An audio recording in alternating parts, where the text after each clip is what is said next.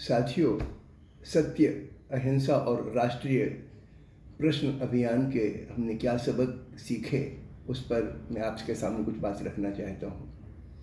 5 अगस्त से 15 अगस्त के बीच में हमने जनसंपर्क अभियान चलाया और पिछले 100 वर्षों के जितने जन आंदोलन हुए हैं उनके का एक ही लक्ष्य रखा, और वो गांधी ने खास तौर से उसको रेखांकित किया कि हमारा मकसद है सत्ता का साम्राज्यवादी चरित्र बदलकर उसे जनमुखी, लोकतांत्रिक और जवाबदेह बनाना। हम ये चेतना अपने साथियों और देशवासियों में पैदा करना चाहते हैं, इस खातिर हमने ये अभियान चलाया। अब मैं आपके सामने 5 बातों की चर्चा करूंगा।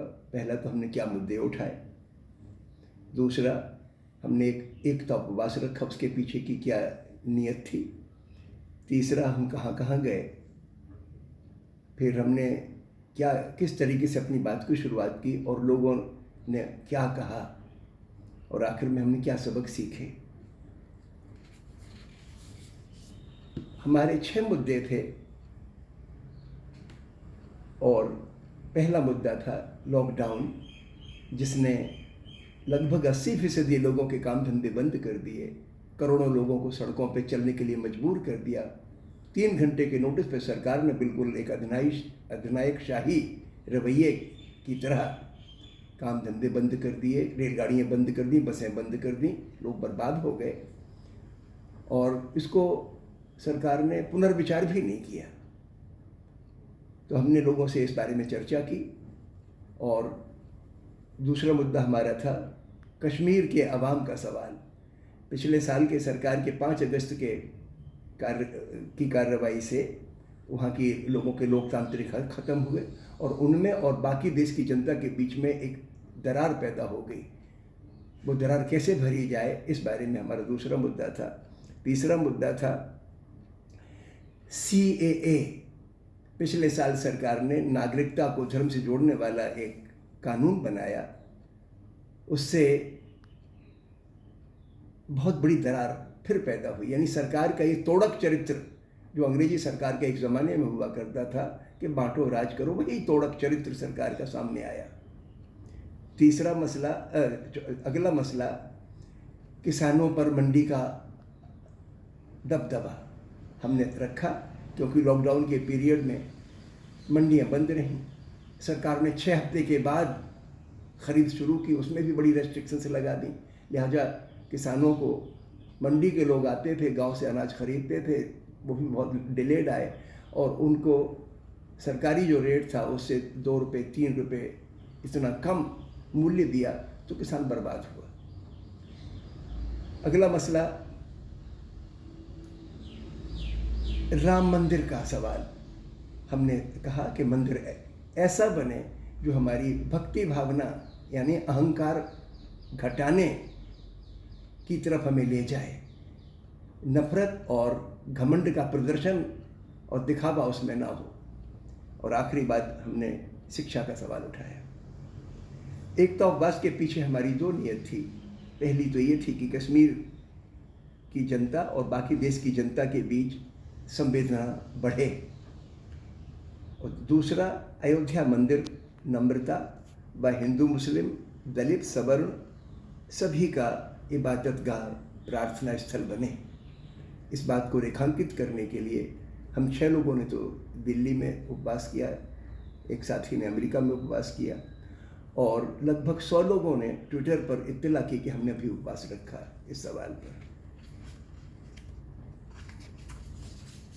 हम कहाँ कहाँ गए इस बाबत शुरुआत तो हमने अजमेर गेट दिल्ली से की, 5 अगस्त को की।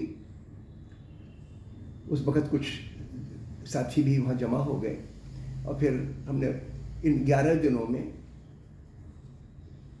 पुरानी दिल्ली, पूर्वी दिल्ली, यमुना पुष्टा, दक्षिण दिल्ली, दिल्ली विश्वविद्यालय मॉडल टाउन के अलावा दिल्ली से बाहर फरीदाबाद के अटाली गांव और मेवात ज़िले में भी अभियान चलाया। 6000 पर्चे बांटे, लोगों से व्यक्तिगत तौर पर बातचीत की और समूह में भी बातचीत की। बीच बीच में कई मित्र भी शरीक हुए, इनाम, अजय सहाय, शाहनवाज, फौजिया, राखी, एहसन फारूकी, ये लोग ख़ास तौर से आए। खूनी दरवाजे पर कल हमने अपना कार्यक्रम का समापन किया, जिस वक्त हमने शहीदों को की श्रद्धांजलि देते हुए गज़लें गाईं और आगे के लिए संकल्प लिया। हम लोगों से बात कैसे शुरू करते थे? बहुत आसान तरीके से हम लोगों से कहते थे कि हमने 2 बातें उठाई हैं। एक तो ये कि हम आपस में ना लड़ें जात और धर्म पे, हुकूमत से लड़ना है हमारे लिए, उसके गलत कानूनों से लड़ना है। हमें किसी नेता से विरोध नहीं, उसके कानूनों से, उनकी नीतियों से, उसके रवैये से। और ये लड़ाई हमारे लिए सच्चाई और अहिंसा के बल पे लड़नी है।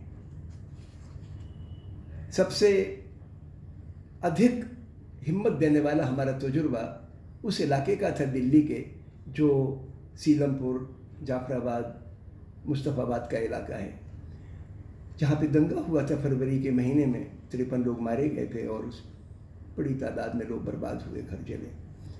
वहाँ के लोगों में घृणा नहीं थी आपस में। ये हमारे लिए बड़ी सुकून की बात थी। बहुत अपनेपन से लोगों ने, बड़ी हिम्मत के साथ, लोग हिम्मत नहीं हारे हैं। वहाँ पे धरना चला था बहुत लंबा, लड़कियों का, औरतों का, अहिंसक था, गांधी के रास्ते वाला था। और वही जज्बा लोगों के अंदर, हमने सैकड़ों लोगों से बातचीत की, वही जज्बा हमें लोगों को, आम लोगों का देखने को मिला, मुसलमानों में ख़ास तौर से। तो हमें बड़ी ताकत बंधी कि गांधी जी का यह उसूल था कि जिस कम्युनिटी पर या जिस समुदाय पर जुल्म हो, उसमें भगवान ने ताकत दे रखी है, वो अहिंसक तरीके से उसका प्रतिकार कर सके। तो अगर सरकार का पक्षपाती रवैया है, तो हमारे अवाम में भी जिन पर जुल्म हो रहा है, जिनको के साथ को जो नीची नज़र से देखा जाता है, उनमें भी भगवान ने ताकत दे रखी है कि हम अहिंसक तरीके से उसकी मुखालफत करेंगे। और किसी ने भी घृणा प्रकट नहीं की। बहुत सारे हिंदू साथियों का भी वही रवैया था। मुझे बड़ा सुकून मिला उधर कि हिंदू मुसलमान जनता के बीच में दोस्ती का रिश्ता कायम है। वहाँ पे 2 खास तौर से बातें करना चाहती हूँ। एक लड़का था मैकेनिक, नितिन नाम था उसका। उसने कहा कि आपकी बात से मुझे बड़ा संतोष हुआ, क्योंकि मुझे घृणा पसंद नहीं है। और ये जो अयोध्या में हो रहा है, वो तो ताकत के जोर पे हो रहा है, पटाखे छोड़े जाते हैं, ये ठीक नहीं है। एक ट्रक ड्राइवर मिला, विजय नाम का था। जब पर्चा दिया तो बोला कि पर्चे से कुछ नहीं होगा, वहाँ तो बड़ा जुल्म हो रहा है, कश्मीर में जनता के ऊपर जुल्म किया जा रहा है, सरकार कर रही है, ये ठीक नहीं है, वहाँ के लोगों में हमें क्या फ़र्क है। तो मैंने देखा कि आम लोगों में एक दूसरे के प्रति सरोकार है, हुकूमत वालों में नहीं है, या जो रईस तबके हैं उनमें उसकी कमी है, लेकिन आम लोगों में है।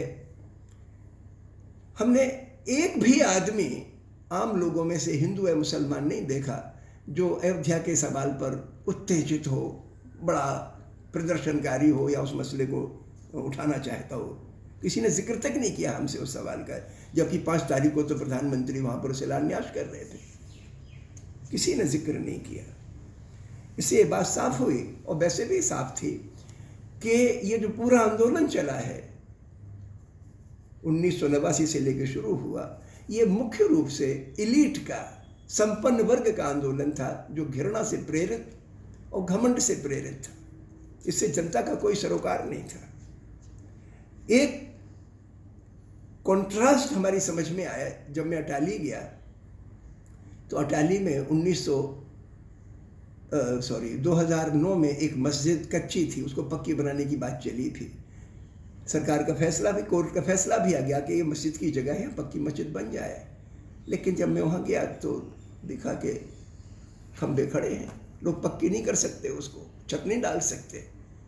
इसी को लेके दंगा हुआ था 2015 में। कोर्ट का फैसला भी मस्जिद के हक में आ गया, लेकिन नहीं बन पा रही है। तो ये आम लोग, मजदूर जहाँ नमाज पढ़ता है या प्रार्थना करता है, उस धर्म स्थान की ये सूरत कि कचहरी का फैसला आने के बावजूद भी वो नहीं बना सकते। और उधर जो इलीट तबके का, करोड़पति खरबपति तबके का, विद्वान तबके का जो नुमाइश लगनी है अयोध्या में, जो मंदिर बना रहे हैं, कचहरी का फैसला भी ऐसा आया जिस पे आम लोगों को लगा कि ये इंसाफ का फैसला नहीं है। और जितना ग्लैमर के साथ, जितने शान शौकत के साथ वो बनाया जा रहा है, वो भक्ति से उसका कोई संबंध नहीं है, रत्ती भर संबंध नहीं है। ये कॉन्ट्रास्ट हमें समझ में आया कि हिंदुस्तान की आवाम की संस्कृति अलग है और जो इलीट का सांप्रदायिक चरित्र है बिल्कुल उसका अपोजिट है। मेरी बात में कई लोगों ने अपने दर्द रखे कि मनरेगा का काम मिल नहीं रहा। कई लोगों ने कहा कि हमारे लिए जॉब कार्ड हमने अर्जी तो लगा दी है लेकिन अभी तक नहीं बन पाए हैं, 1.5 महीना हो गया। सद्भाव मिशन के साथियों ने उसमें काम भी किया लेकिन अभी भी उसमें कामयाबी मिलना बाकी है। एक बात और रखी कि हमारे लिए जो नए ड्राइवर, वहाँ बड़ी तादाद में लोग ट्रक ड्राइवरी की नौकरी करते हैं, लेकिन इस वक्त ये नियम बन गया है कि 8वीं पास होना चाहिए ट्रक ड्राइवरों को। तो लोगों ने कहा कि हमारे लिए कोई 6ठी पास है, कोई 7वीं पास है, तुमको 8वीं का पास करना है तो उसके लिए कुछ उम्र ज़्यादा हो गई तो रेगुलर स्कूल में पढ़ने जा नहीं सकते। तो हमारे दिमाग में ये भी आया कि इनके लिए हम कोई क्रैश कोर्स वगैरह चलाएं ताकि लोग 8वीं पास कर सकें और अपने सर्टिफिकेट बनवा सकें। तो ये बात हमारे दिमाग में आई। हमने सबक क्या सीखा इस पूरे आंदोलन से, इस अभियान से? पहली बात तो ये सीखी कि अयोध्या में जो राम मंदिर का निर्माण होगा ये उन ताकतों के द्वारा होगा जो जुनून पैदा करती हैं, भक्ति जिसमें नहीं है। और ये आंदोलन तो राजनीतिक प्रेरित था कि सत्ता हासिल करनी है, तो ये आवरण डालेगा आज भी हमारी राजनीति को पे पर्दा डाल देगा, नफरत का पर्दा, ताकि आवाम में पोलराइजेशन हो और वोट हासिल हो। साथ में ज़मीनी स्तर पर अपन देखें तो सबसे बड़ा नुकसान हो रहा है स्कूल कॉलेजों में। जिस किस्म का रेजिमेंटेशन का माहौल बनाया जा रहा है कि एक खास विचारधारा के लोगों की नियुक्तियां होंगी, उन्हीं के डायरेक्टर और वाइस चांसलर और प्रिंसिपल बनेंगे, शिक्षक भी उसी विचारधारा के आएंगे और बाकी लोगों को देशद्रोही कहा जाएगा। तो एक तो रेजिमेंटेशन बढ़ रहा है और बढ़ेगा इस किस्म के कैंपेन से।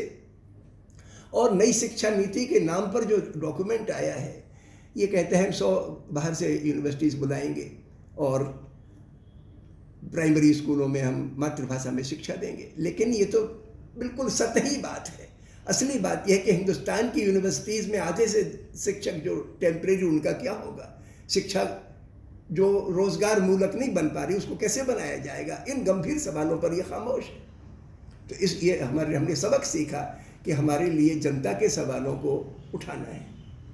ग्राम पंचायतों को नागरिकता सर्टिफिकेट देने का हक मिले और तहसील के हक दिए जाएं।